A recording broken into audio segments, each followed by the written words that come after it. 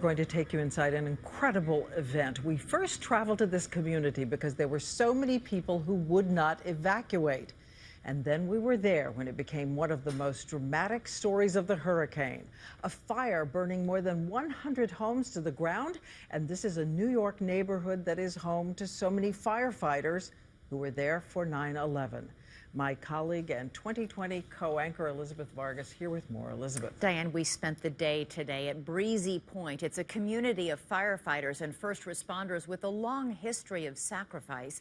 Last night and early this morning, these people who have saved so many from so much were forced to stand by helplessly, unable to save themselves from the hurricane's most unexpected destruction. Where was your home? Oh my gosh. I'm so sorry for your loss. Today, the New York neighborhood of Breezy Point has been reduced to a moonscape. Block after block of this residential area, more than 100 homes, now nothing more than smoldering rubble, surrounded by hip-deep floodwaters. People were prepared for rain and floods, but no one expected this. Everywhere you look, black wreckage, smoldering, and it goes on for blocks. Many New Yorkers couldn't find Breezy Point on a map. Out on the tip of the Rockaways Peninsula, home to many firefighters and first responders, it's no stranger to tragedy. On 9/11, Breezy Point lost 29 souls. We were looking for the holdouts, basically. 2020 producers Jim DeBrill and Katura Gray went out yesterday when we heard there were people here who refused to leave. We're sticking it out, even if we have to climb on top of our roof. They found folks like Mary LaPera. There's a house boarded up. She's lived here all her life, and like most others in Breezy Point, she was undaunted by the doomsday forecasts. Mary lives in a neighborhood they call The Wedge, a cluster of small walkways not wide enough for a car. We're just trying to see all the neighbors that are still here. It's 4 p.m. We are following as Mary checks on the neighbors over on Irving Walk. She's one of the ladies. Like 85-year-old Annie Heslin. We hope we'll be okay. We expect we will be. Forget evacuating, she's busy baking. All is well next door, too. Claire Cook and her boys are settled in. I'm bearing it out with the family. Christopher, are you going to come see puddles with us? Folks here have heard officials cry wolf before. Last summer, Hurricane Irene was supposed to devastate Breezy Point, but it was a false alarm, just some minor flooding. We built this house, and we're not going anywhere. Michael O'Hanlon down the street isn't worried either. Neither is 96-year-old Alvina Bogle. I've been here since 1960. 1960, wow. It's not that bad, though. Mary returns home and settles in. 6:30 p.m. It's dark now. Outside the house, Mary's sister Joanne watches the water rising, but seems more dismissive than fearful.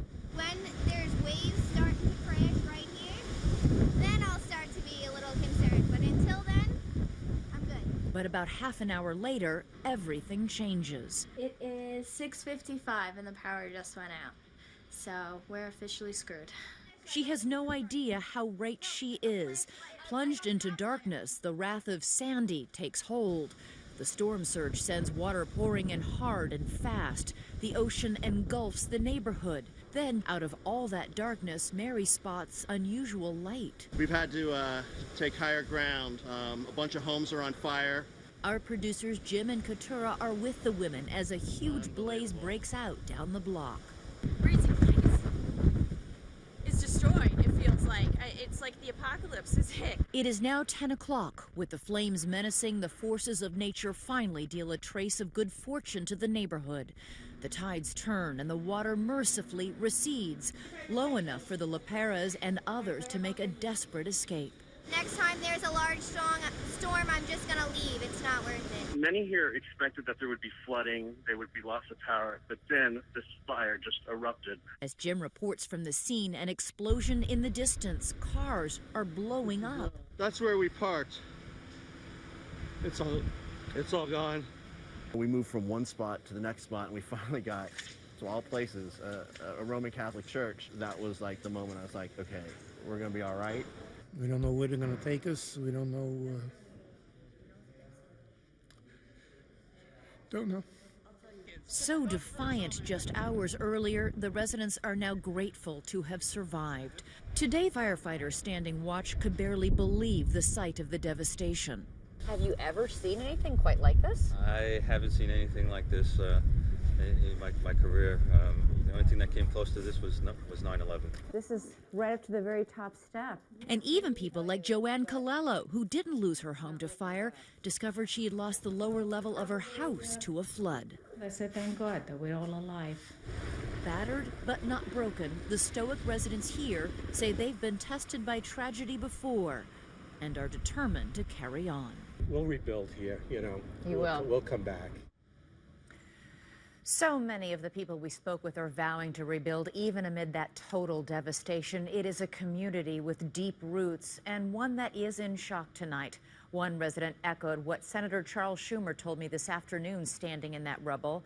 In all the combined experience of every firefighter out there, not a single one had ever seen any fire ever like it, Diane, and it was truly amazing and difficult to reach. And at this point, we know of no reports of any death from that fire? As of now, no deaths. The evacuations went very, very well. People who did ride it out were quick to recognize the danger, cry uncle, and get on those boards and laugh and rafts when they came by. And you get out. said as you were heading there, it was like a moonscape all It was around like you. a scorched moonscape, an island of a scorched moonscape, surrounded in every direction by floodwaters, and then the ocean on the final side. So it was very difficult to get in. It took us hours to get in. Once we got there, we couldn't believe what we saw. I've never seen anything quite like that. Stunning report. Thank you so much, Elizabeth.